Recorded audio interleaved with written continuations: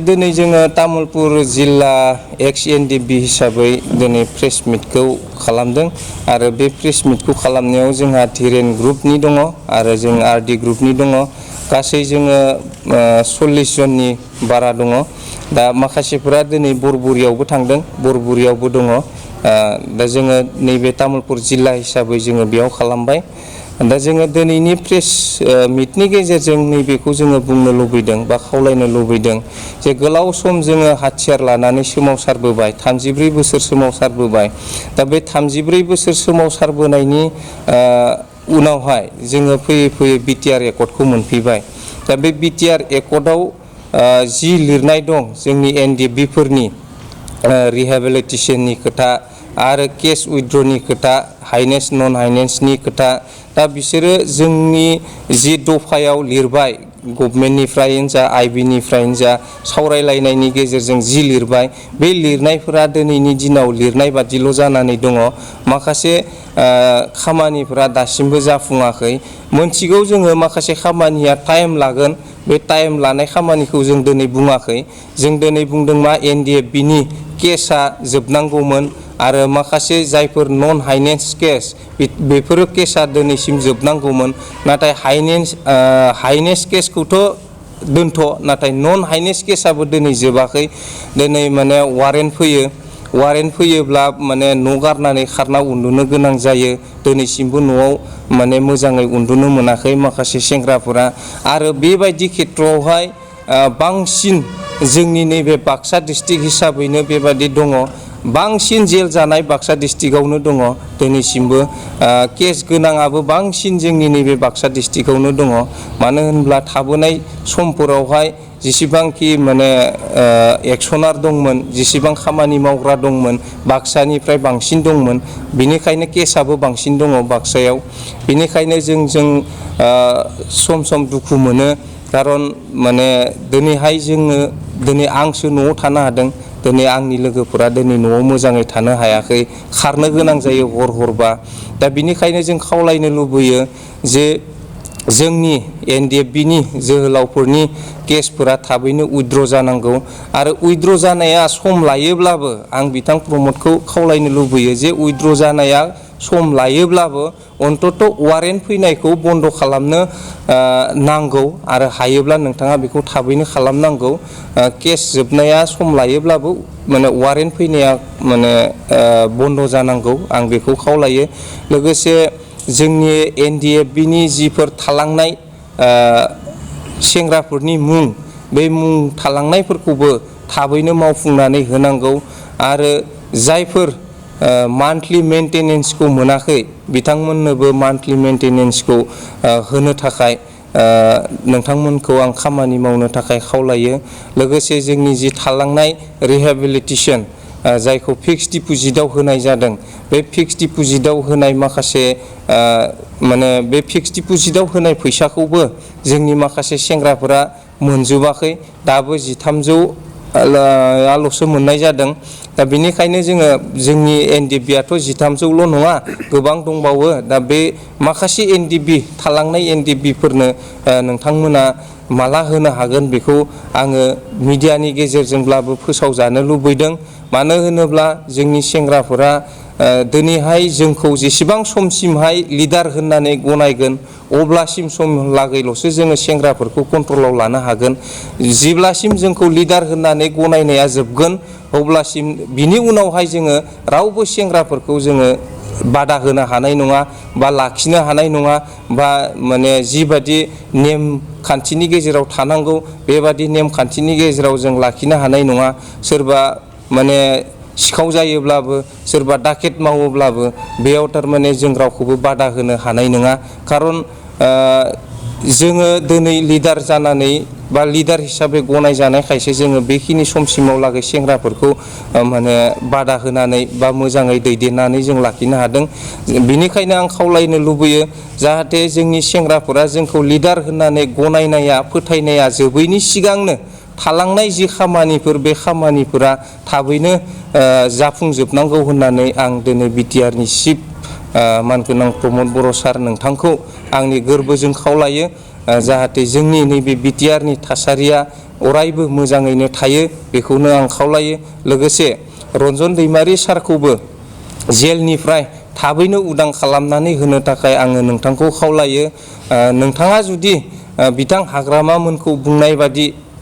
दिनैनि दिनावहाय नोंथाङा पावाराव फैबाय जेरै बुंदों बेबादि खामानिखौ मावफुंनानै होनो हायोब्ला, जेलाव थानायफोरखौ थाबैनो उदां खालामनानै होनो हायोब्ला फैबाय थानाय समफोराव निस्सय नोंथाङा एनडिएफबिनि हेफाजाब आरो मददखौ मोनबाय थागोन होननानै आं दिनै नैबे प्रेस मिटनि गेजेरजों फोसावो। जिहेतु एनडिएफबिफोरखौ थांना थानायनि थाखाय जे माबा होगासिनो फ्रि ट्रेनिं कर्स होगासिनो जे बेनि सायाव नोंथाङा जे फ्रि माने ट्रेनिं होगासिनो दोङो सार्भिसाव सोनो होननानै, नाथाय बे सार्भिसाव सोनो होननानै जि फ्रि ट्रेनिं होदों बेयाव सासेबो एनडिएफबिफोरखौ लिंहरनाय जायाखै। बेयाव एनडिएफबि गैया, अनलि माने सिभिल सेंग्रा सिख्लाफोरा दङ। आं बिथांमोनखौ फ्रि ट्रेनिं होनायखौ बाजायाखै, नाथाय जोङो एनडिएफबि हिसाबै बेबादि फ्रि ट्रेनिङाव लिंहर जानायखौबो बादों। खारन जोङो आलादायै थांनाय समाव जेरै बिएलटिनि बिटिसि एकर्टआव डाइरेक्ट माने जबाव सोहरदोंमोन, दा बेबादिनो जोंनि एनडिएफबिनि बेलायावबो बेखौनो जोङो खालामजानो लुबैदों। माने बिनिखायनो खावलायो जाहाथे एनडिएफबिफोरखौ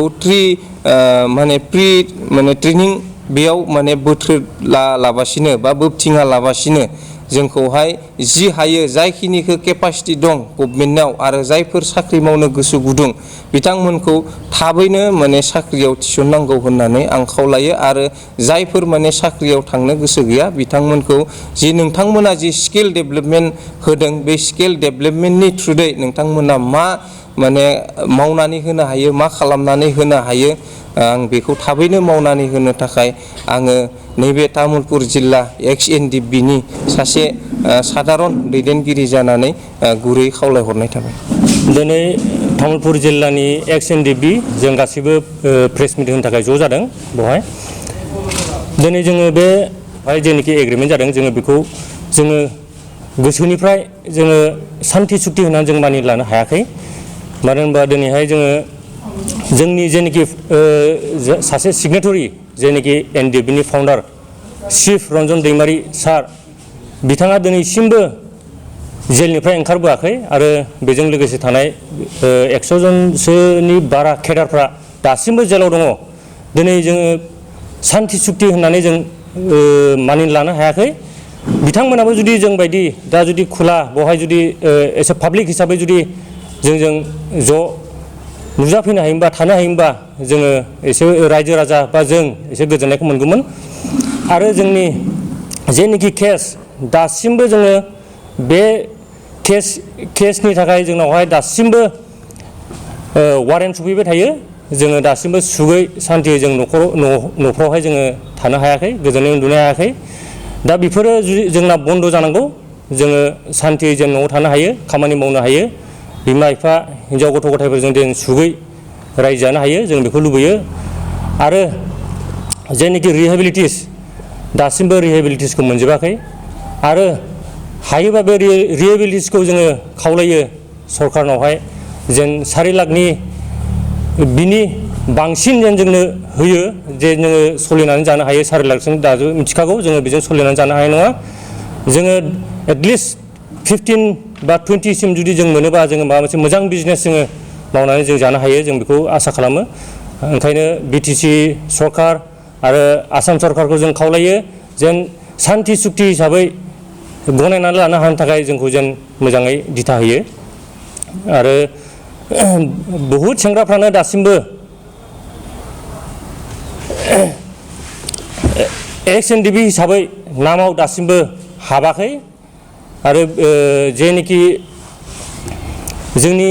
जे केडारफोर दासिमबो जोंनि जे केडारफोर बिसोरनि हाबाखै, माखासे बाहेरानि मानसिफोरनि हाबनाय खोनादों। बे बोरै हाबखो?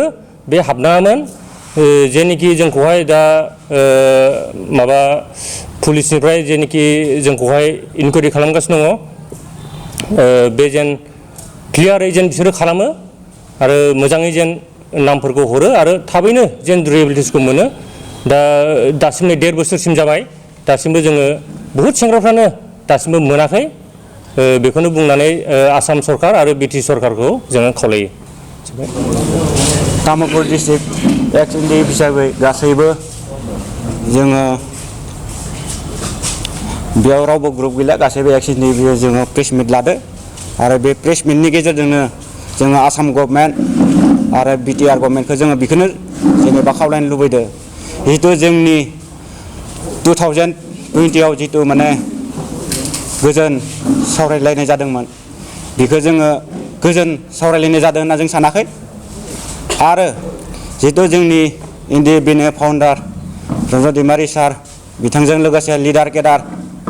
गासैखौबो जेलनिफ्राय थाबैनो रिलिज होनांगौ आरो जुदि रिलिज होआबा जोङो नै 15 आगस्टनि उनाव जों माबा मोनसे राहा लामा लागोन बेखौनो आङो निउसनि गेजेरजों फोरमायबाय।